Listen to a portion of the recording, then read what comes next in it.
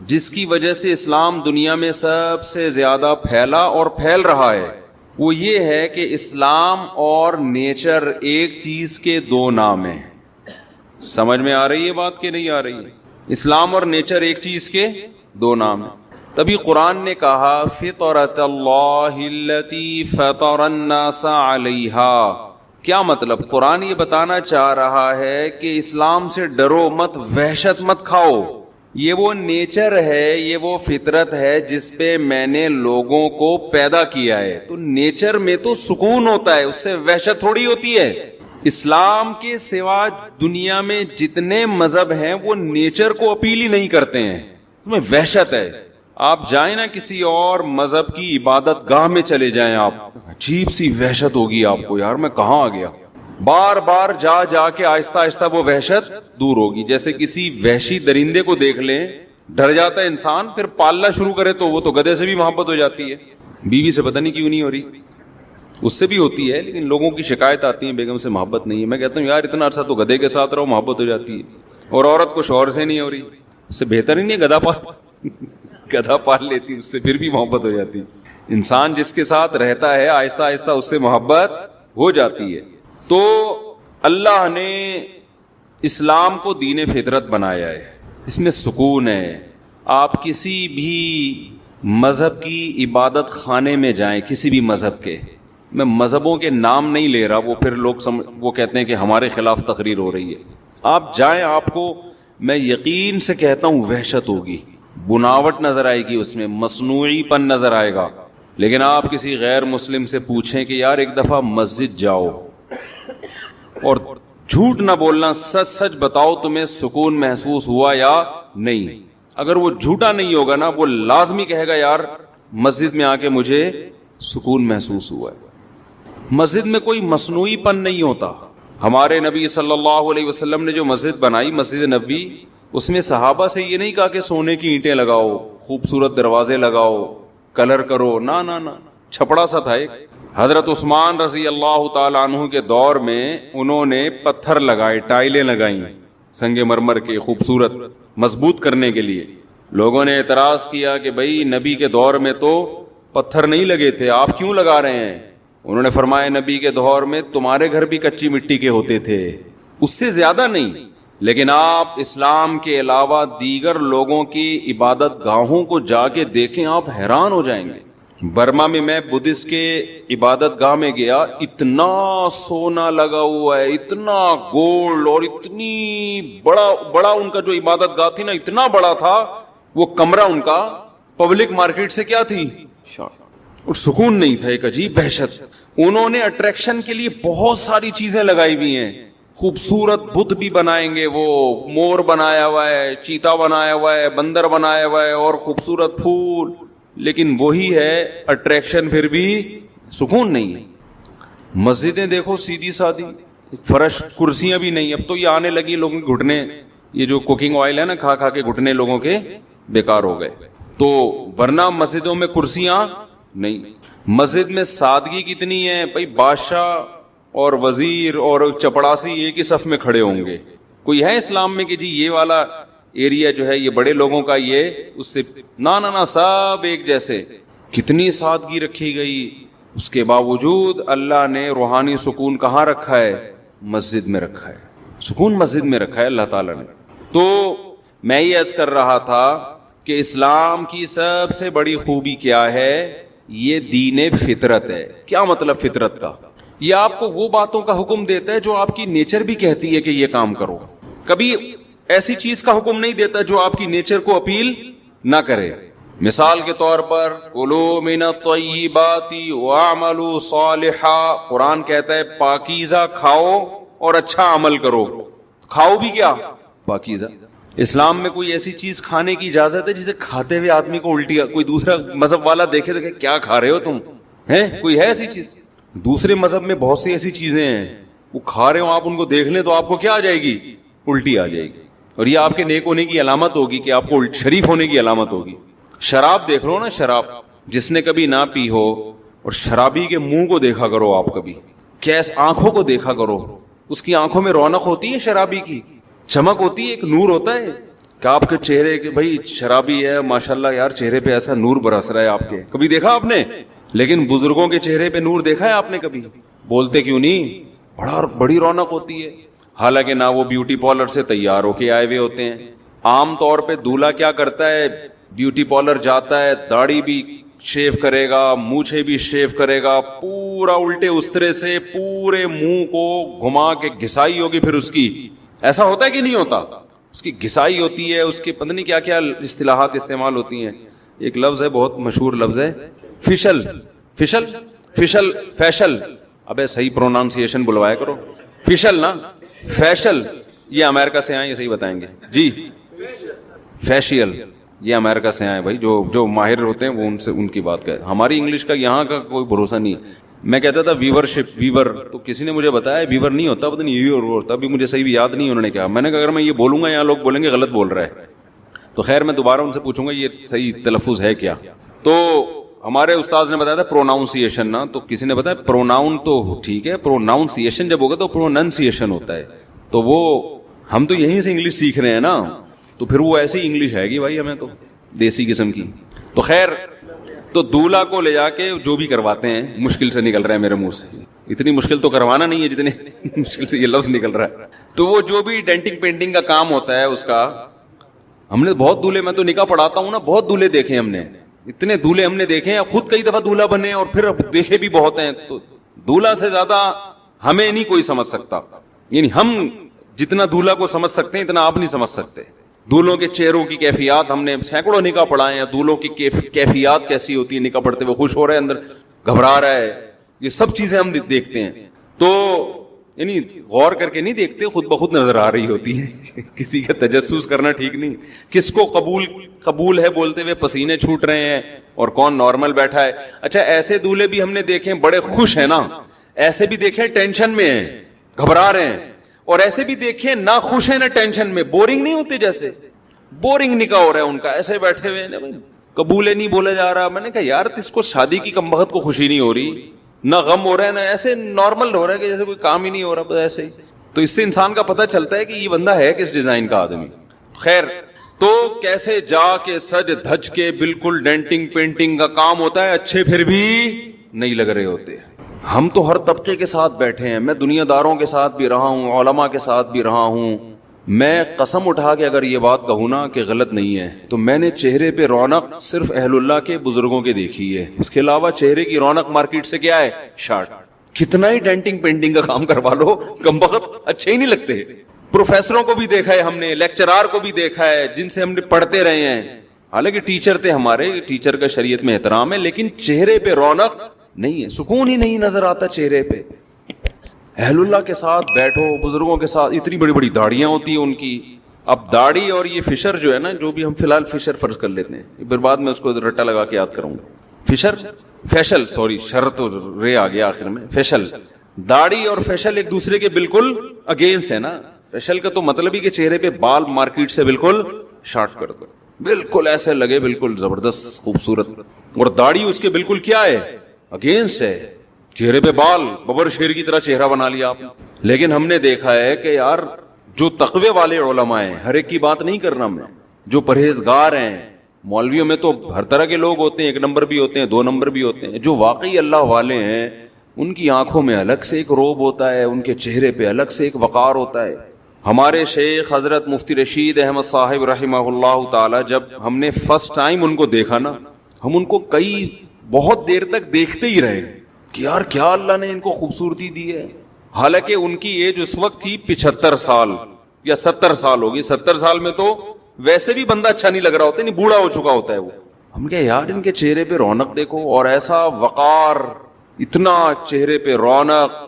آ کے بیٹھتے تھے, آدھا گھنٹہ بیٹھے رہتے تھے, بعض دفعہ آدھے گھنٹے میں کوئی بات بھی نہیں کرتے تھے, چپ خاموش محفل, کوئی شور شرابہ نہیں. آئے بیٹھے, دیکھا, نظر ڈالی, جو شاگرد بیٹھے ہیں نا ان پہ نظر ڈالی اس طرح سے, بڑے تھوڑا سا مسکرائے, اور دیکھ کے کوئی نیا بندہ آیا ہے تو اس سے سلام دعا کر لی, خیریت سے ہیں, بس پھر اپنے کام میں لگ گئے.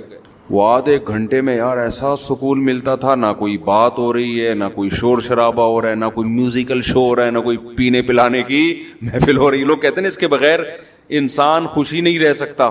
آج کل یہی ہے نا یار, کوئی میوزک ہو, کچھ انٹرٹینمنٹ ہو, کچھ پیلے پلانے کا موقع ہو, کوئی لڑکیاں وڑکیوں کے جھمیلے ہوں, اس کے بغیر لوگ کہتے ہیں ہمیں سکون نہیں ملتا.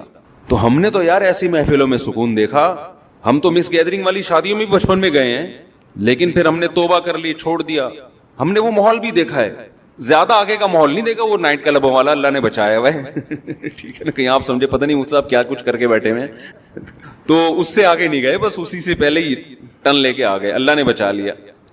لیکن حقیقت یہ ہے کہ ایسا سکون حضرت کی محفل میں, ایسا سکون, بس صفائی بہت تھی. حضرت کے وائٹ کپڑے, اس میں ایک مکھی کے بیٹ کا بھی نشان نہیں ہوتا تھا, بے انتہا صفائی پسند تھے.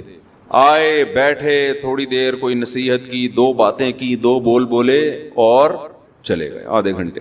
ایک دفعہ میرے والد صاحب آئے مجھ سے ملنے کے لیے ہمارے مدرسے میں, تو ایک چبوترا سا بنا ہوا تھا حضرت کے دفتر کے باہر, وہاں بیٹھ گئے. تھوڑی دیر والد صاحب نے کہا, بیٹھنے کے بعد کہتے ہیں مجھے ایسا سکون مل رہا ہے یہاں پہ, حالانکہ خاموشی ہے. وہ کہتے ہیں نا پن سائلنٹ, کیا کہتے ہیں اس کو, پن ڈراپ سائلنٹ, یعنی پن کے گرنے کی بھی آواز نہ آئے, ایسی خاموشی, سب اپنے اپنے کاموں میں لگے ہوئے ہیں. تو میرے والد صاحب کہتے ہیں ہم چونکہ سہارنپور کے ہیں نا, مظاہر علوم حضرت شیخ الحدیث مولانا زکریا رحمۃ اللہ علیہ کا جو مدرسہ تھا وہ ہمارے گھر کے قریب تھا, دادا کے گھر کے. تو میرے والد صاحب کہتے ہیں آج مجھے وہ سکون ملا ہے جو مظاہر علوم میں ملا کرتا تھا. وہاں بڑے بڑے اکابر تھے, بزرگ تھے, مولانا زکریا رحمۃ اللہ علیہ جیسے بزرگ تھے وہاں پہ. کہہ رہے ہیں بالکل وہ سکون مجھے آج محسوس ہو رہا ہے جو مجھے وہاں. حالانکہ کتنا فاصلہ سہارنپور اور کراچی میں, یہ ناظم آباد کے بیچوں بیچ وہ مظاہر علوم, لیکن سکون کی کیفیت کہتے ہیں دونوں جگہ کیسی ہے, سیم. کیوں؟ ماحول دونوں جگہ سیم ہے, بندے دونوں جگہ ایک ہی جیسے ہیں. سمجھ میں آ رہی ہے بات کہ نہیں آ رہی ہے؟ تو خیر کہاں سے کہاں بات چلی گئی. میں اصل بات جو آپ کے سامنے عرض کر رہا تھا وہ یہ کہ اسلام دین فطرت ہے. آپ فطرت پہ, مرد کو کہتا ہے داڑھی رکھو, اس لیے کہ نیچر ہے یہ. عورت کو کیا کہتا ہے, عورت والی صورت اختیار کرے. اگر اسلام الٹی بات کا حکم دیتا تو ٹینشن ہو جاتی نا. کیا خیال ہے؟ مردوں کو حکم دیا جاتا چوڑیاں پہنے, سینڈل پہنے اور وغیرہ وغیرہ, اور خواتین کو اس کے برعکس حکم دیا جاتا تو الٹا کام ہو جاتا. لیکن ہو رہا ہے یہ دنیا میں. جو اہل مغرب ہیں ان میں مرد, میں تھائی لینڈ گیا 2 دفعہ جا چکا ہوں میں, بینکاک. قسم تو نہیں اٹھانی چاہیے, بڑی بات ہو جائے گی, لیکن اٹھائی جا سکتی ہے اس پہ. بسا اوقات بندے میں اور لیڈیز میں فرق, لیڈی میں فرق ہی نہیں پتا چلتا کہ بندہ ہے کہ لیڈی ہے. پتہ نہیں, عورتیں مردوں جیسی بنی ہوئی ہیں, مرد خواتین جیسے بنے ہوئے, کیونکہ مذہب نہیں ہے نا, اسلام نہیں ہے. تو انسان پر جب آپ ڈال دیں گے کہ وہ اپنی مرضی کی لائف گزارے تو اپنا بیڑا غرق کر لیتا ہے, وہ برباد کر لیتا ہے اپنے آپ کو. ہم لوگ وہاں کیمپنگ کے لیے گئے, وہاں بڑا مشہور جنگل ہے, ہمارے ساتھ ڈیفنس کے لڑکے تھے, وہ وہیں کے ہیں, اللہ ان کی عمر میں برکت دے. انہوں نے مجھے بڑا وزٹ کرایا, گھمایا پھرایا, مجھے لے گئے جنگل میں. ہم نے کیمپنگ کی رات جنگل میں گزاری. تو ہم عشاء کے بعد لکڑیاں جلا کے کھانا پکا رہے تھے. تو مجھے بڑا شوق تھا کہ یار یہاں کے لوگوں سے ملوں, یہاں کا کلچر کیا ہے, ان کے گھروں میں جاؤں, کیسے رہتے ہیں. بچے تو ان کے ہوتے نہیں ہیں, تو اتنے بڑے بڑے بنگلوں میں رہتے کیسے ہیں. ان کے بڑے بڑے بنگلے تھے. میں نے بہت کہا یار مجھے اندر لے کے جاؤ ان کے گھروں میں. انہوں نے کہا لیڈیز ہیں. میں نے کہا تو میں کیا کروں, میں تو لیڈیز سے جا کے پوچھوں گا نا, کہ وہ تو پردہ کرنا لیڈیز کا کام ہے نا. ان سے پوچھوں گا یہ تمہارا ہسبینڈ ہے, یہ تمہاری وائف ہے, یہ بچے کہاں ہیں, بچے رہتے کیسے ہیں, کیا کرتے ہیں صبح. کلچر کو دیکھنے کا شوق تھا مجھے, وہ ہر آدمی کو ہوتا ہے. تو بنگلوں میں تو ہم گئے نہیں. تو میں نے کہا چلو جنگل میں یہاں کیمپ لگے ہوئے ہیں, کھلے کیمپ تھے, کوئی دیواروں کے بغیر. ایسا نہیں ہم کسی کی پرائیویسی میں گھس رہے ہوں, دیواریں پھلانگ کے جا رہے ہوں. تو کیمپ میں قریب میں جو کیمپ تھا, میں نے ان کو لڑکوں کو لیا, ہم جا کے ذرا انٹرویو لیتے ہیں ہم ان سے کہ یہ کیسے رہتے ہیں, کیا ان کی سوچ ہے. جب دیکھو ہمیں تو بڑا تاج, ہمارے سامنے تو ایک ہدف ہے نا, ہم کیوں پیدا ہوئے ہیں, آخرت کے لیے. تو میں چاہتا تھا یہ تو آخرت کو مانتے ہی نہیں ہیں, یہ ان کا دنیا میں, ان کے بارے میں, ان کے دماغ میں ہے کیا, اس سوال کا ان کے پاس کیا جواب ہے کہ ہم دنیا میں کیوں آئے, کن اصولوں کو سامنے رکھ کے لائف گزارتے ہیں یہ لوگ. یہ بہت بڑا سوال ہے جو انسان کو بے چین کرتا ہے. میں نے کہا ذرا میں ان سے گپ شپ لگاؤں گا, ان کا کلچر پوچھوں گا, کھاتے کیا ہے, رہتے کیا ہیں. تو مجھے ہمارے قریب ہی کیمپ میں 2 لیڈیز نظر آئیں, وہ بیٹھی ہوئی کھانا پکا رہی تھی. تو ہم نے لڑکوں کو لیے, ہم نے کہا چلو ان خواتین سے انٹرویو لیتے ہیں, ہم آ جاؤ بھائی. میرے جو تھائی زبان مجھے آتی نہیں, تو وہ جو ڈیفینس کے لڑکے تھے وہ تھائی بھی جانتے اور اردو بھی. ہم نے کہا آپ آ گئے جی. ہم تو انہوں نے پہلے میرا تعارف کروایا کہ یہ مولانا صاحب ہیں, یہ ایک روحانی پیشوا ہیں وغیرہ وغیرہ, تعارف کروایا تاکہ وہ ہم سے بات چیت کے لیے آمادہ ہو جائے. اور یہ انٹرویو لینا چاہتے ہیں آپ سے. تو اب 2 لیڈیز بیٹھی ہوئی ہیں, وہ کیا کر رہی ہیں, انہوں نے کوکر رکھا ہوا ہے, اس میں پانی بوائل ہو رہا ہے, دیگچی میں پانی بوائل ہو رہا ہے, تو فش, وہ لوگ فش بہت کھاتے ہیں, مچھلی ڈال رہی ہیں اس میں نا. تو مجھے ایک چیز تو یہ پتا چلی کہ یہ لوگ اس طرح سے مچھلی کھاتے ہیں, وہی ڈائریکٹ مچھلی کیا کر رہے ہیں, صاف کر کے بوائل کر کے. اب میں نے سوال جواب پوچھنا شروع کیا, ہاں بھائی آپ کا نام, آپ کا نام. پھر انہوں نے کہا آپ کوئی روحانی پیشوا ہے؟ میں نے کہا جی. انہوں نے کہا آپ ہمارے لیے دعا کریں کہ ہمارے اولاد ہو جائے. میں نے کہا جی میں دل سے دعا کرتا ہوں اللہ آپ کو اولاد دے. تو میں نے کہا یہ دونوں لیڈیز ہیں, یہ دونوں کے ہسبینڈ کے اولاد نہیں ہو رہی, تو یہ دونوں خاتون ہیں تو اولاد نہیں ہو رہی. تو میں نے کہا آپ کے نہیں ہو رہی, آپ کے بھی نہیں ہو رہی, دونوں کے نہیں. انہوں نے کہا یہ میرے ہسبینڈ ہیں. میں نے فوراً کہا ساتھیوں سے اردو میں ان کو سمجھ, میں نے کہا اسی لیے تو نہیں ہو رہی, پتہ ہی نہیں چل رہا کہ بیوی کون ہے اور سارا شوہر کون ہے. میں نے فوراً وہ لڑکوں سے کہا, میں نے کہا اب سمجھ میں آ گیا کیوں نہیں ہو رہی. ان کو بولو آپ کا روحانی علاج میں کوئی وہ نہیں ہے, آپ ہمارے ہاں آؤ, بندے کا پتہ چلتا ہے بندہ ہے, بیوی کا پتہ چلتا ہے عورت, عورت پوری عورت نظر آئے گی, اس میں اٹریکشن عورت ہونے کی وجہ سے. آدمی پورا لگے گا کیا ہے, مرد کا بچہ ہے, آدمی ہے. عورت اس پہ مرتے ہی اس کے مرد ہونے کی وجہ سے, مرتی اس وجہ سے ہے. آواز سے پتا چلے گا, اس کی داڑھی سے پتا چلے گا, اس کی چال سے, اس کی گھن گرج سے, اس کے لباس سے. ہمیں پتہ ہی نہیں چل رہا, سالے دونوں بیٹھے ہوئے اور کہہ رہے ہیں کہ سالے کہیں کے دونوں ایک جیسے, ہم لیڈیز سمجھ رہے ہیں دونوں کو. تو خیر ہم نے کہا بھائی کسی اور کیمپ میں دعا دے دی, اللہ کرے کہ آپ دونوں کی اولاد ہو جائے. لیکن مجھے چاہ رہا تھا کہ ان کو میں نصیحت کروں تھوڑا سا, یار تو آدمی ہے تو تھوڑا آدمی نظر آنا, تو بھی ویسے ہی بنا ہوا ہے. تو یہ سب میں نہیں ہوتا, بہت سے غیر مسلم بڑے مرد نظر آتے ہیں, میں اس کی بات نہیں, لیکن یہ چیز ان میں آہستہ آہستہ پھیل رہی ہے, یہ بہت ہو رہا ہے. جنس تبدیل کروا لینا اپنی, یہ چیز تو ان میں کامن ہے. تو کیوں مذہب کو جب چھوڑ دیا نا, اسلام نے کیا کہا, نبی صلی اللہ علیہ وسلم نے فرمایا لعن اللہ المخنثین من النساء والمخنثۃ من الرجال, او کما قال صلی اللہ علیہ وسلم, کہ جو عورتیں مردوں جیسی مشابہت اختیار کرتی ہیں یا جو مرد خواتین جیسی مشابہت اختیار کرتے ہیں, دونوں پر اللہ کی لعنت. اب آپ کو پتا ہے دنیا میں جنس تبدیل کروا لینا یہ کچھ کامن سا مسئلہ بن چکا ہے. سعودی عرب میں الحمدللہ بڑا اچھا قانون پاس ہو گیا. وہاں ہمیں لوگوں نے بتایا کہ یہاں بھی یہ فیشن آ رہا تھا یورپ سے, کہ لڑکیاں جو ہے وہ جینس کی پینٹیں پہن رہی ہیں اور مردوں والے, یعنی مردوں والے ہولی اختیار کر رہی ہیں, اور مرد جو ہے نا لیڈیز والے, تو سب چیزیں امپورٹ ہو رہی ہیں نا. تو وہاں ایک اچھا لا پاس ہو گیا کہ جس نے بھی اس طرح کی حرکت کی نا, اس 6 مہینے کی سزا ہے اس کو. جیسے قطر نے پابندی لگا دی نا, فٹ بال کا میچ ہوگا لیکن یہ کچھ چھچورپن نہیں ہوگا اس میں, وہ یہ جو لیسبین ٹائپ کے عورتیں ہوتی ہیں یا جو اس طرح کا کوئی جو ہومو سیکچولیٹی کو فروغ دینے والی کوئی جو ان کے مخصوص قسم کے جھنڈے ہوتے ہیں, یہ کسی کو الاؤ نہیں ہے.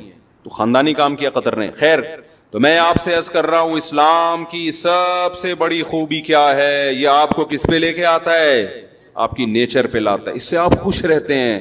اور اسلام کے علاوہ جتنی دعوتیں جتنی تحریکیں وہ سب آپ کو نیچر سے ہٹا رہی ہیں. خوب اچھی طرح سمجھ لو, زنا انسان کی نیچر نہیں ہے, انسان کی نیچر فیملی میں رہنا ہے.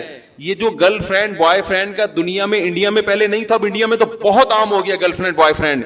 انڈینز یہ سمجھ رہے ہیں یہ ہماری عیاشی ہے. آپ کو پتہ نہیں ڈپریشن کے مریض بنو گے کچھ وقت کے بعد جا کے. کسی قوم کو ڈپریشن اور اسٹریس کا مریض بنانا ہو نا, خودکشیوں کو ریشو بڑھانا ہو, اس قوم میں نکاح کا سسٹم ختم کر کے گرل فرینڈ بوائے فرینڈ کا سسٹم لے آؤ.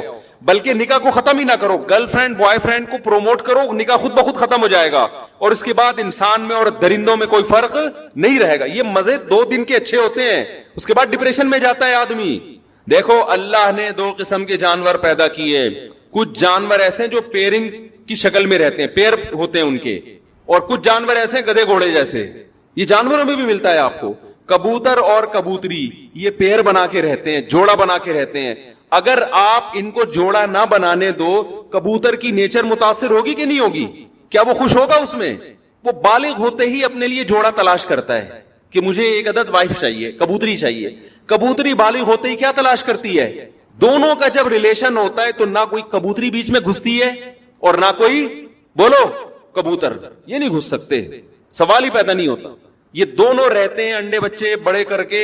پھر اگر بیوہ ہو جائے کبوتری, پھر وہ کوئی کبوتر تلاش کرتی ہے, یا اگر وہ رنڈوی ہو جائے, رنڈوا ہو جائے, شناختی کارڈ میں لکھا ہوا ہے رنڈوا, وہیں سے ہم نے سیکھا ہے بھائی. ہمارے کوئی ایسا کوئی باپ دادا سے کوئی ایسے الفاظ ہمیں وراثت میں نہیں ملے. شناختی کارڈ میں جب بھی آپ فارم فل کرو نا تو پوچھا جاتا ہے اگر آپ خاتون ہیں تو بیوہ ہیں, اگر آدمی ہے تو رنڈوا ہے کہ نہیں ہے. تو میں نے پہلے سوچا یار یہ تو بہت بڑی گالی دے رہے ہیں ہم لوگوں کو, یہ کیا کہہ رہے ہیں. پھر پتہ چلے رنڈوا اس کو بولتے ہیں جس کی بیوی مر جائے اور وہ شادی نہ کرے. میں نے کہا بالکل صحیح کہا, اس کو کمبخت کا یہی نام ہونا چاہیے. جو بیوی کے بغیر زندگی گزارے وہ رنڈوا ہی اچھا ہے.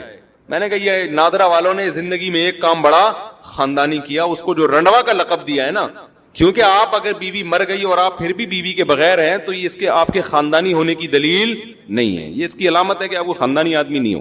اللہ یہ کہ ایج زیادہ ہو جائے تو ایک الگ بات ہے. جوان آدمی بیوی کے بغیر شریف بھی ہو, بیوی کے بغیر بھی رہے, تھوڑا کسی پہ میں الزام نہیں لگا رہا لیکن یہ تھوڑا مشکل کام ہے. تو خیر جانوروں میں ایسے ملتے ہیں, مچھلیوں میں ایسی مچھلیاں ہیں وہ پیرنگ کی شکل میں رہتے ہیں. مچھلیاں پیر بنا کے, بہت سی مچھلیاں, بہت سے جانور ایسے ہیں. اکثر جو تمیز کے جانور ہوتے ہیں نا وہ پیر بنا کے رہتے ہیں, پھر وہ اپنے بچوں کی پرورش کرتے ہیں. پینگوئن کا آپ نے سنا ہوگا, وہ پیر بنا کے رہتا ہے. تو اللہ تعالیٰ نے انسان کو اشرف المخلوقات بنایا.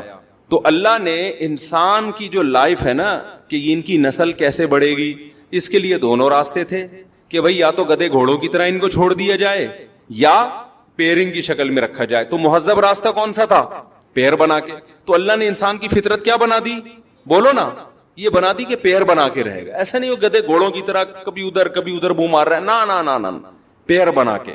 تو تہذیب نکاح میں ہے, اور زنا کیا ہے؟ بد تہذیبی. بد تہذیبی میں سکون نہیں ہے. چند مثالیں دے کے بات سمجھا کے جلدی سے بات کو سمیٹتا ہوں میں. دیکھو بے لباسی میں سکون ہے یا لباس میں ہے؟ ننگے پتنگے گھومتے رہو آپ, حالانکہ آزادی بے لباس ہونے میں. آپ کو یار کیا تکلف, صبح اٹھ کے پینٹ استری کر رہے ہیں, شلوار پہ ناڑا ڈال رہے ہیں, کیا مصیبت ہے. گورا دیکھو کتنا آزاد, کتنا آزاد ہے. گوروں کے اتنے وہ بھی نہیں ہے لیکن ہو رہے ہیں آہستہ آہستہ. کتنے آزاد ہیں, کوئی تکلف ہی نہیں ہے. ٹھیک ہے آزادی اور سکون اسی میں ہے کہ لباس کی ٹینشن ختم کر دو, لیکن یہ سکون 2 دن کا ہے. حقیقت میں آپ اس سے کیا ہو جاؤ گے؟ بے سکون. کچھ ٹینشنیں ایسی ہیں جو وقتی ٹینشن ہے لیکن ہمیں بڑی ٹینشن سے بچاتی ہے. لباس انسان کی نیچر ہے, فطرت ہے. لباس میں جو سکون ملتا ہے وہ بے لباسی میں نہیں ملتا, یہ نیچر ہے. بتاؤ نہانا ٹینشن ہے یا نہائے بغیر زندگی گزارنا؟ وقتی ٹینشن تو نہانے میں ہے یا نہیں ہے؟ آپ کو غسل خانے میں جانا پڑتا ہے, شاور کھولنا پڑتا ہے, نہانا پڑتا ہے, صابن وابن شیمپو استعمال کرنا, پھر سردی ہے تو گرم پانی, پھر تولیے سے آپ نے پوچھا, پھر آپ گھر سے پوچھنے کے بعد نکلے. یہ ساری ٹینشن ہے نا. آزادی تو اس میں یار اس ٹینشن سے اپنے آپ کو بچاؤ یار, چھوڑو یار نہانا وانا, گندے میلے کچیلے رہو. لیکن میلا کچیلا رہنا چونکہ بد تہذیبی ہے, لہذا اس میں وقتی طور پر تو آپ کو فائدہ ہوگا کہ آپ نہانے کی ٹینشن سے بچ رہے ہیں, لیکن اس چھوٹی سی ٹینشن سے بچنے کے بعد آپ بڑی ٹینشن میں آ جاؤ, سکون نہیں ملے گا. آپ نہا دھو کے جب تیار ہوتے ہیں, صاف ستھرے لباس پہنتے ہیں, ایسا سکون انسان کو ملتا ہے نا, ایک عجیب سی فیلنگ ہوتی ہے, اس فیلنگ ساری چینج ہو جاتی ہیں. اس کی وجہ کیا ہے کہ نہانا اور اچھا لباس پہنا, اس کا تعلق کس سے ہے؟ تہذیب سے. جو بھی تہذیب والی زندگی ہوگی نا, وقتی ٹینشن ہوگی لیکن اس کے اثرات کیا ہوں گے؟ سکون والے ہوں گے. تو اسی طرح یاد رکھو, یہ جو گرل فرینڈ کا سیٹ اپ ہے نا, ادھر فلانی لڑکی کو پٹا لیا, اس سے دوستی کر لی, اس سے زنا کیا, اس لڑکی نے بھی آپ سے زنا کیا, اور پھر بعد میں میوچل انڈرسٹینڈنگ سے شادی بھی کر لی. یہ بھی ہو رہا ہے بعض دفعہ, 10 سال کر. نا نا نا نا, دماغ سے نکال دو کہ آپ کو وہ سکون ملے گا جو ایک ایسے آدمی کو بیوی بنانے کی, بیوی جب بناتا ہے جس نے عورت سے اپنے آپ کو بچا کے رکھا. اس کی زندگی میں پہلی عورت وہ آتی ہے جو اس کی بیوی بن کے آئے. خدا کی قسم, اس کے جو جذبات اور اس کے گھر بسانے کا جذبہ اور اس میں جو بیوی سے محبت, اسی طرح وہ عورت جس کی زندگی میں پہلا مرد آیا ہو, شوہر بن کے آیا ہو, ان دونوں میں جو آپس میں ریلیشن ہوتا ہے, گرل فرینڈ بوائے فرینڈ میں منہ مارنے والے کتے بلی کی طرح, گدے گھوڑوں کی طرح, وہ اس سکون اور اس لائف کا, اس تہذیب کا تصور کر ہی نہیں سکتے. وہ میں تبھی کہتا ہوں خدا کی قسم, ان کی لائف میں جو مولوی یا مولویوں جیسے ہوں, میں 2 نمبر مولویوں کی بات نہیں کر رہا, پھر فوراً لوگ کہتے ہیں یہ مولوی دیکھو یہ کیا کر رہا ہے, یہ مولوی دیکھو. بھائی میں 1 نمبروں کی بات کر رہا ہوں. ان کی زندگیوں میں جو سکون ہوتا ہے گھریلو لائف میں, بیوی سے محبت, بچوں سے ان کو محبت ملتی ہے, وہ سکون ایک عام آدمی اس کا تصور نہیں کر سکتا. بات لے کے چلا تھا وہ یہ کہ جو ہم محرم میں جو کچھ کر رہے ہیں، خدا کی قسم اللہ نے 1.25 لاکھ پیغمبروں کو اس کام کے لیے نہیں بھیجا کہ جو محرم میں یہ کرے گا وہ جنت میں جائے گا، جو یہ نہیں کرے گا وہ کہاں جائے گا؟ جہنم میں جائے گا۔ یہ جو کچھ آج کل ہو رہا ہے، حلیم کی دیگیں، سینہ پیٹنا، کالے کپڑے، سبیلے، میں ابھی آ رہا تھا گھر والوں کو پہنچا کے، تو 1 گھنٹے کا سفر ہم نے 3 سے 4 گھنٹے میں طے کیا ہے۔ ادھر گئے تو وہاں سے روڈ بلاک، ادھر گئے تو وہاں سے روڈ بلاک، ادھر سے نکلے۔ میں سوچ رہا تھا یار یہ ہمارے پیغمبر کی تعلیمات یہ ہیں کہ جو راستے میں پڑا ہوا کانٹا نہیں اٹھاتا نا تو وہ ایمان کے آخری درجے پہ بھی نہیں ہے۔ کانٹے سے کتنی تکلیف ہوتی ہے، زیادہ سے زیادہ چبھ جائے گا، نکال کے پھینک دو، اور اس چبھنے سے گناہ بھی معاف ہوتا ہے۔ حدیث میں آتا ہے ایک کانٹا بھی چبھتا ہے تو ایک گناہ معاف ہوتا ہے۔ تو اس کانٹے کو جو نہ ٹریفک کو روک رہا ہے، لوگ اس کانٹے سے ٹاپ کے بھی گزر سکتے ہیں، اس سے گلی بند نہیں ہو رہی اس کانٹے سے، وہ اگر پڑا ہوا ہے نا اور آپ اٹھاتے نہیں ہو اس کانٹے کو تو پیغمبر کے مطابق آپ ایمان کے آخری درجے پہ بھی نہیں ہو۔ حدیث میں آتا ہے ایمان کے نا 70 سے زیادہ شعبے ہیں، سب سے اعلیٰ شعبہ تو کلمہ توحید ہے، اس سے بڑی اسلام میں کوئی نیکی نہیں ہے۔ سب سے کم درجہ کیا ہے؟ اماطۃ الاذی عن الطریق، راستے میں کوئی بھی تکلیف دہ چیز ہے، کانٹا پڑا ہوا ہے، کوئی پتھر رکھا ہوا ہے، اس کو راستے سے ہٹا دینا، ڈالنا نہیں، راستے سے۔ یہ بہت اہم حدیث ہے، بس یہ بیان کر کے میں بیان ختم کرتا ہوں۔ اس کو راستے سے اگر آپ نے نہیں ہٹایا تو اس کا مطلب آپ ایمان کے 73ویں مقام پر بھی نہیں ہو، بے ایمان ہو۔ سیدھا سیدھا ترجمہ یہ ہوگا حدیث کا، وہ بے ایمان ہے، وہ اسلام کے دعوے میں سچا نہیں ہے، وہ جھوٹ بولتا ہے کہ میں مسلم ہوں، کیونکہ مسلم ہونے کے لیے کچھ تو کرے نا۔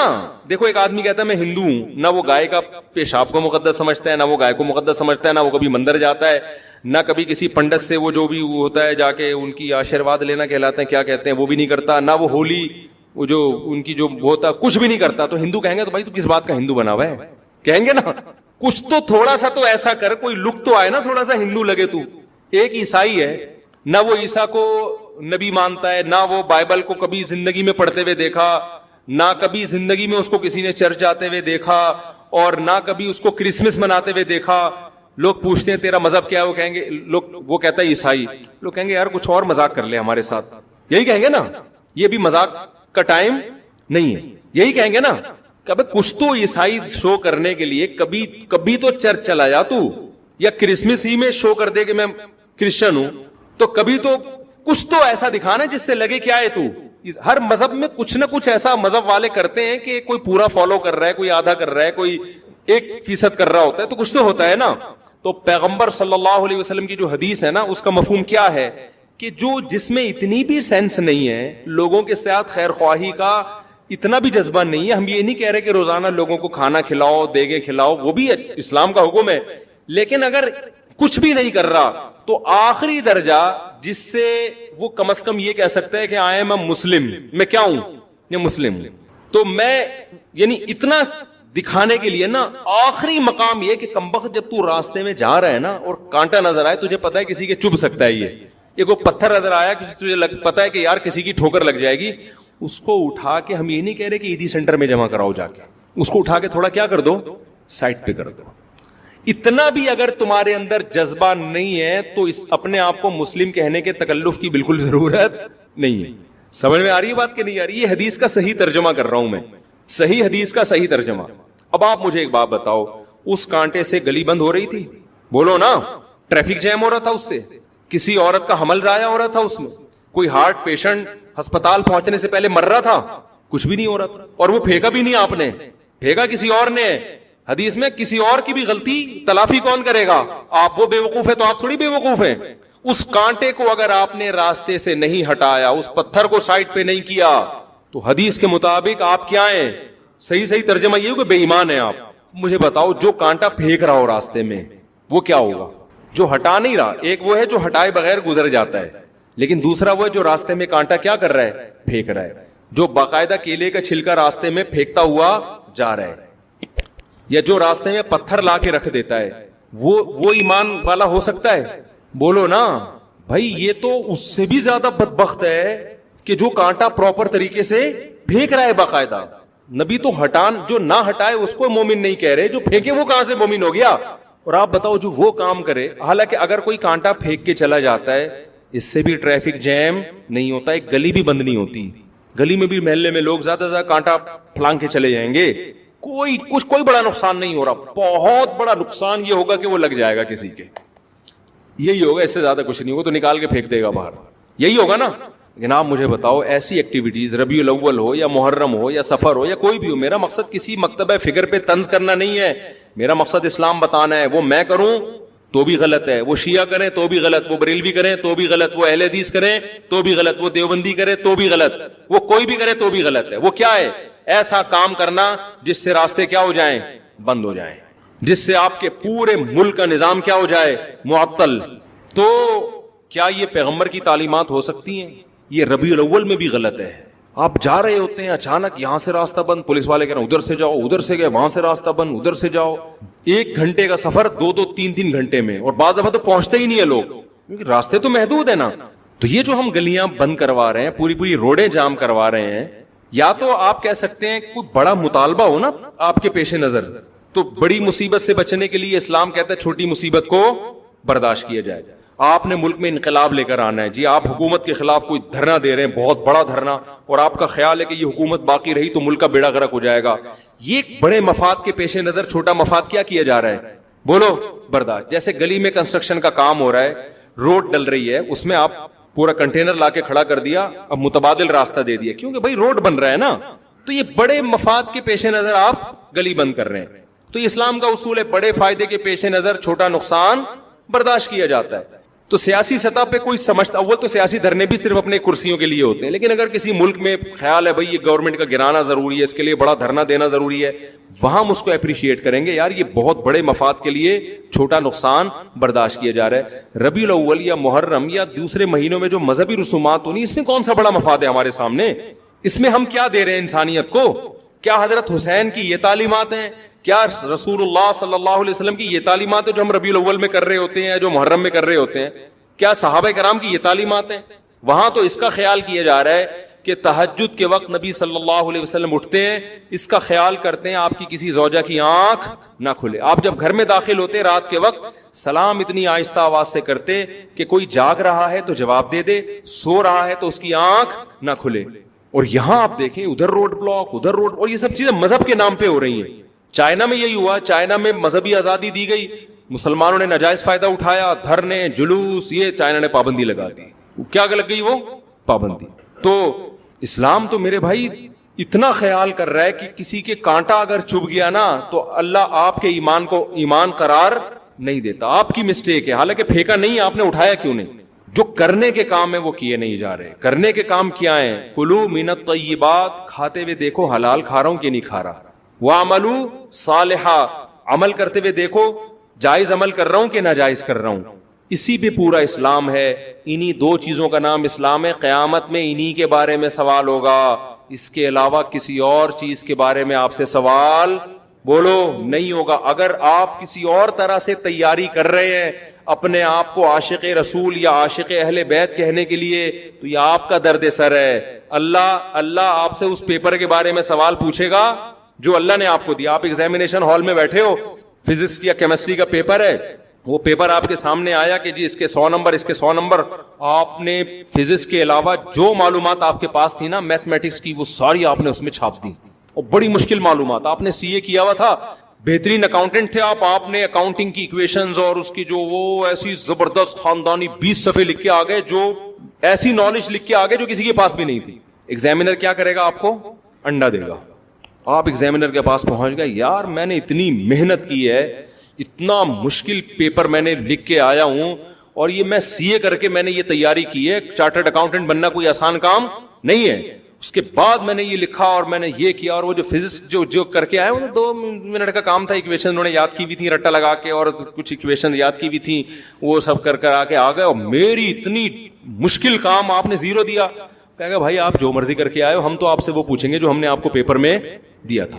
ہر پیپر کے نمبر تھے, اس کا آپ نے جواب لکھا, تو آپ اپنی افلاطونیاں بخراتیاں جو مار کے آئے ہو یہ ہمارا ہیڈیک نہیں ہے. اس نے کہا ہم سے بھی اسی کے بارے میں سوال ہوگا, کیا خیال ہے؟ تو اللہ میاں جی جو ہمیں پیپر دیا ہے نا, اس میں محرم کے جلسے جلوس, بولو چپ ہو جاتے ہو پتہ نہیں کیوں, نہیں ہے. اس میں ربیع الاول کے جلوس اور کیک کاٹنا اور ڈسکو ڈانس جو ہو رہا ہے آج کل وہ نہیں ہے. نبی سے محبت کا یہ والا طریقہ ایکسیپٹیبل ہے ہی نہیں قیامت کے دن. اللہ مانے گا ہی نہیں اس کو. اللہ کہے گا تمہاری چاہے اس میں شہید ہو جاؤ, آپ ماتم کرتے کرتے خون نکلا مر گئے, کوئی شہادت نہیں ہے, خودکشی ہے. آپ کہہ سکتے اللہ میں حسین کے غم میں رو کے میں نے یہ سب کچھ کیا. اللہ کہیں گے تمہیں کس نے کہا تھا یہ کرو؟ حسین کی محبت میں نے کب کہا تھا؟ میں نے کہا تھا حسین سے محبت میں حسین کو فالو کرو. حسین کی تو داڑھی تھی سیدنا حسین ابن علی رضی اللہ عنہ کی. حسین ابن علی رضی اللہ عنہ تو ظلم کے خلاف ڈٹ گئے, کمپرومائز نہیں کیا. اور ہم میں کتنے لوگ ظلم کر رہے ہیں, بیوی پہ ظلم, بچوں پہ ظلم, قوم پہ ظلم, ملک پہ ظلم. کتنے لوگ ہیں دفتروں میں ٹائم پہ نہیں پہنچتے اور تنخواہ پوری لیتے ہیں. یہ ریاست پہ ظلم کر رہے ہیں کہ نہیں کر رہے؟ ظالم بن کے آپ ماتم کر رہے ہو اور آپ یہ کہہ رہے ہو کہ حسین خوش ہو جائیں گے, نبی خوش ہو جائیں گے. نہ کوئی بھی خوش نہیں ہوگا میرے بھائی. ان حرکتوں سے شیطان خوش ہو سکتا ہے بدعت کی وجہ سے. وہ کہے گا تم نے اپنی آپ کو ایسی چیزوں میں کھپا دیا جس کا نہ تم کو دنیا میں کوئی فائدہ ہے اور نہ تم کو آخرت میں, بلکہ مزید گناہ اس لیے ہے کہ ان چیزوں سے غیر مسلم اسلام سے دور ہوگا. کبھی بھی غیر مسلم یہ منظر دیکھ کر اسلام کے قریب نہیں ہو سکتا. غیر مسلم مسجد میں آئے, آپ کو نماز پڑھتا ہوا دیکھے, اسلام سے محبت ہوگی. غیر مسلم آپ کا رمضان دیکھے, صبح سحری میں جاگنا, افطاری کا وقت, محبت ہوگی. غیر مسلم آپ کی قربانی دیکھے, غیر مسلم آپ کا نکاح کا نظام دیکھے, آپ کا فیملی سسٹم دیکھے, رشتہ داری جوڑنا دیکھے, باپ کی خدمت کرنا دیکھے, آپ کا حج دیکھے, آپ کا عمرہ دیکھے, اٹریکٹ ہوگا وہ دین کی طرف. آپ کا ماتم دیکھ کے اٹریکٹ ہوگا, وہ کہے گا یار یہ کیا وحشیانہ عمل ہے, یہ تو ہیومن رائٹس کے خلاف ہے. تو اس لیے اپنے آپ کو چاہے شیعہ ہو چاہے سنی ہو, ایران میں بھی ماتم پہ پابندی ہے, پتہ ہے آپ کو, کھلے عام نہیں کر سکتے. آپ کو ان چیزوں سے اپنے آپ کو بچانا ہے. اور کلوا من الطیبات, ہمیں جو اللہ نے پیپر دیا اس میں دو ہی چیزوں کا سوال ہوگا, کھا کیا رہا ہے, کر کیا رہا ہے. سمجھ میں آ رہی ہے بات؟ کھانا بھی کرنا ہی ہے لیکن اللہ نے اس کو الگ سے بیان کر دیا نا, کیونکہ لوگ کرتے بہت کچھ اچھا ہے, کھانے میں ڈنڈی مار دیتے ہیں, اور کچھ کھاتے صحیح ہیں, کرنے میں کیا کر دیتے ہیں, ڈنڈی مار دیتے ہیں. کھاتے تو بڑا پاکیزہ حلال ہیں, کام غلط کر رہے ہوتے ہیں. تو اللہ نے اسلام کو دو لفظوں میں سمیٹ دیا, کھاؤ بھی حلال اور کرو بھی حلال, پاکیزہ کرو. یہ دو ہی سوال ہوں گے, 50 نمبر کے یہ سوال ہیں میرے بھائی. اس کے علاوہ تیسرا کوئی سوال, باقی اسی کے ذیلی سوالات ہیں, اسی کے ذیلی سوالات ہیں جن کے آنسر آپ کو دینے ہیں. اس کے علاوہ جو کچھ آپ کر رہے ہیں ربیع الاول یا محرم میں, حلیم میں, سبیلے لگا کے, ماتم کر کے, کالے کپڑے پہن کے, یا ربیع الاول میں ہرے ہرے بن کے, ناچ گانا کر کے, لائٹیں تمبو لگا کے, حلوے بانٹ کے, یہ سب آپ کا ہیڈ ایک ہے. اللہ اس سے متاثر نہیں ہوگا. آپ یہ کچھ کرتے ہوئے مر بھی جائیں, شہید بھی ہو جائیں, اللہ میاں نے اس کا اجر نہیں دینا. اللہ کہیں گے وہ پیپر ہے ہی نہیں جو میں نے دیا. تم اپنی طرف سے اخپل طریقے سے کر رہے ہو تو کرتے رہو, کوئی فائدہ نہیں. اللہ سمجھنے کی عمل کی توفیق عطا فرمائے. میرا نام فرحت ہے, میری 2 بیٹیاں ہیں. میری اچھا بھائی انہوں نے کہا یہ میرے بعد میں رابطہ کروں گا.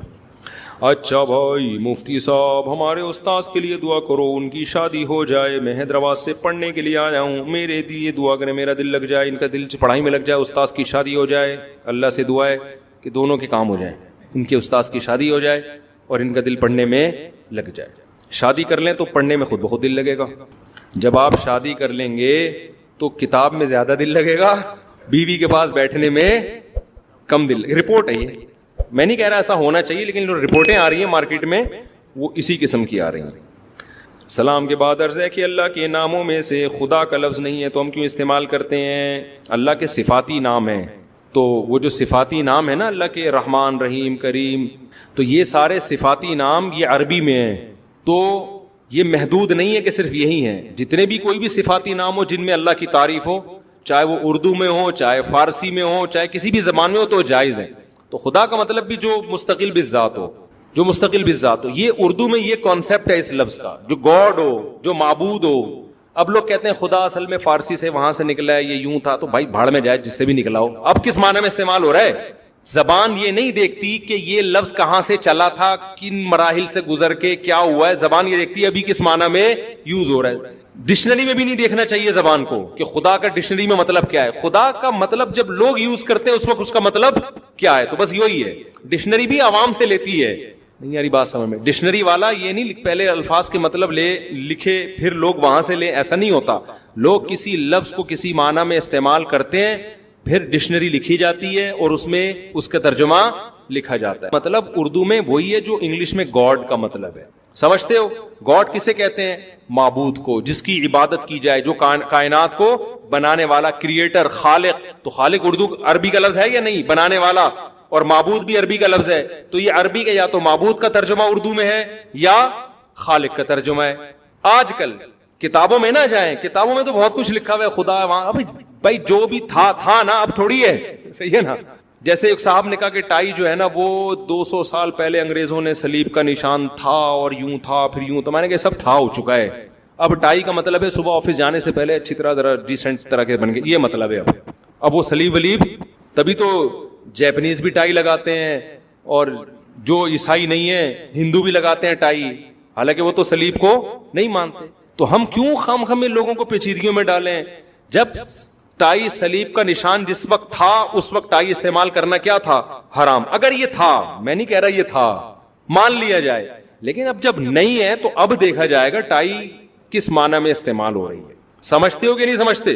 مثال کے طور پر کسی زمانے میں پاجامہ کا لفظ بہت برا تھا, فرض کر صحیح, پاجامہ کہتے تھے, بہت بڑی گالی تھی. اب آپ نے بیگم کو کہا بیگم میرا پاجامہ لے کر آؤ. بیگم کو پاجامہ, وہ ڈکشنری میں لکھا ہوا ہے 300 سال قبل مسیح پاجامہ الو کے پٹھے کو کہتے تھے. تو آپ, یہ میں ریسرچ سے ثابت کر رہی ہوں, گوگل میں ریسرچ کیا, پاجامہ الو کے پٹھے کو کہتے تھے, پاجامہ اس کو کہتے تھے, پاجامہ اس کو کہتے تھے, اور فلاں کی رپورٹ, ڈاکٹر ذاکر نائک کی تحقیق وغیرہ وغیرہ. وہ ایسی تحقیقات کرتے نہیں, مثال دے رہا ہوں, فلاں کی تحقیق اتنی میں نے ثبوت پیش کر دی ہے پاجامہ الو کے پٹھے کو کہتے ہیں. تو آپ پاجامے کو کائنڈلی کچھ اور کہا کریں. آپ کیا کہیں گے؟ بیگم یہ تھے, اب پاجامہ پاجامے کو کہتے ہیں, اس کے علاوہ کسی اور چیز کو بولو نا, نہیں کہتے. تو لغت زبان یہ دیکھتی ہے یہ لفظ اب کس معنی میں یوز ہو رہا ہے. تو اب جو خدا کا لفظ ہے وہ گاڈ کے معنی میں یوز ہوتا ہے, اور گاڈ خدا کے معنی میں یوز ہوتا ہے. اور گاڈ کا مفہوم جو پبلک کے ذہن میں ہے وہ یا تو معبود ہے یا کریٹر. میں اس لیے کہہ رہا ہوں کہ ہو سکتا ہے کوئی مجھے حوالے بھیجے کہ گاڈ ڈکشنری میں دیکھیں, وہ اس نے آکسفورڈ سے ایک ڈکشنری چھپی ہے, اس میں گاڈ کا یہ مطلب لکھا ہے. بھاڑ میں جائے, ہمیں کیا, پبلک کس معنی میں استعمال کر رہی ہے. تو گاڈ کا مطلب کیا ہے؟ معبود کو جس کی عبادت کی جائے, یا کریٹر کو جس نے کائنات کو بنایا ہے. تو کریٹر, خالق عربی میں ہے نا. تو یہ قرآن و سنت میں کہیں بھی نہیں لکھا کہ اللہ کی جو صفات ہیں وہ عربی میں ہی آپ نے ان کو پروناؤن کرنا ہے, کسی اور لینگویج میں نہیں کر سکتے. یہ ایسا نہیں ہے. سمجھتے ہو؟ مثال کے طور پر آپ اردو میں اللہ کی تعریف کرو, جو بخشنے والا, کہ کوئی اللہ کا نام رکھ لے بخشنے والا. کوئی کیا بخشنے والا کیوں کہہ رہے ہو؟ عربی میں تو یہ لفظ ہے, تو عربی میں کیا اردو میں ہے, تو اس کا مطلب وہی ہے جو غفار کا مطلب ہے, مغفرت کرنے والا. تو یہ ضروری نہیں ہے کہ ہم اللہ کے صفاتی نام عربی میں ہی پکاریں, وہ انگلش میں بھی ہو سکتے ہیں. موسٹ مرسیفل کہتے ہیں کہ نہیں کہتے؟ رحم دل, رحم کرنے والا. تو ٹھیک ہے, موسٹ مرسیفل کہہ لو آپ اس کو, بہت زیادہ رحم کرنے والا. تو اسی طرح اردو میں گاڈ, انگلش میں گاڈ ہے, اردو میں کیا ہے؟ خدا ہے. تو یہ جائز ہے, کوئی گناہ نہیں ہے اس میں. ہاں اللہ کا نام استعمال کرنا وہ زیادہ بہتر ہے کہ آپ وہی لفظ استعمال کریں جو قرآن نے استعمال کیا, وہ زیادہ بہتر ہے. تو اس میں کوئی حرج نہیں. اب صلواتوں کا لفظ دیکھو, اردو میں گالیوں میں استعمال ہوتا ہے نا, اب اتنی صلواتیں سنا کے چلا گیا, حالانکہ عربی میں تو صلوات کا معنی رحمتیں اور برکتوں کی دعائیں ہیں. اب آپ کو یہ تو کافر ہو گیا, اس نے صلوات جو درود کے معنی میں استعمال ہوتا ہے اس نے گالیوں کے معنی میں استعمال کیا, اتنے مقدس لفظ کی توہین کر دی.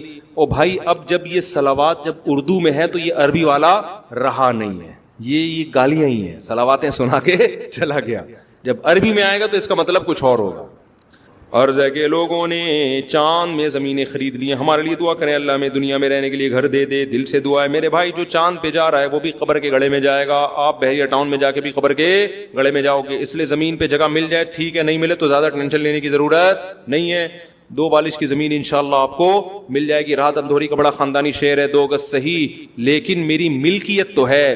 اے موت تو نے مجھ کو زمیندار کر دیا, اے موت تو نے مجھ کو واقعی پراپرٹی دے دی, 2 گز کی زمین دے دی, لیکن اب وہ میری ملکیت, اب کوئی بھی مجھے وہاں سے نہیں نکالے گا. باقی ساری زمینیں جب آپ کروڑوں کی خریدتے ہو, پبلک نکال, ابا آپ کی اولادیں نکال دیتی ہیں, ابا اب جنازہ ہو گیا نکلو اب یہاں سے.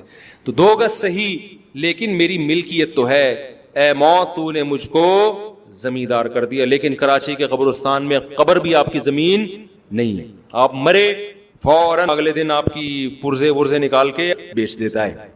تو اب وہ بھی ہمیں پتہ نہیں ہے ہمیں ہماری ملکیت میں ہے یا نہیں, اس لیے ٹینشن نہ لیا کریں میرے بھائی. دل سے دعا ہے اللہ آپ کو کوئی پراپرٹی دلا دے, گھر دلا دے, دعا ہے میری.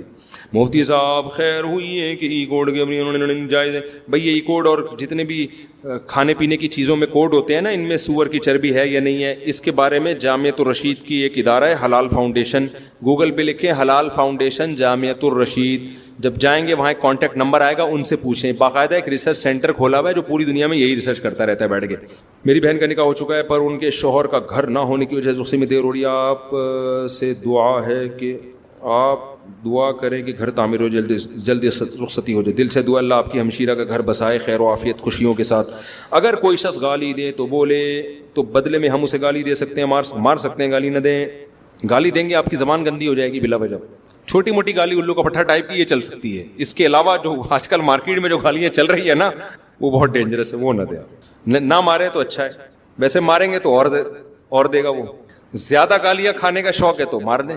یہ کیسے ہو سکتا ہے کوئی حدیث قرآن کے خلاف ہو اور کوئی ایک حدیث دوسری حدیث کے خلاف ہو. فقہا یہ اصول بیان کرتے ہیں کہ جب حدیث قرآن کے خلاف ہوگی تو قرآن کو لیا جائے گا, دو حدیثیں آپس میں ایک دوسرے کے خلاف ہوں گی تو جو شریعت کے موافق قاعدے کے موافق ہو اس کو لیا جائے گا. اس پہ لوگ اشکال کرتے ہیں قرآن حدیث کے خلاف کیسے ہو گئے.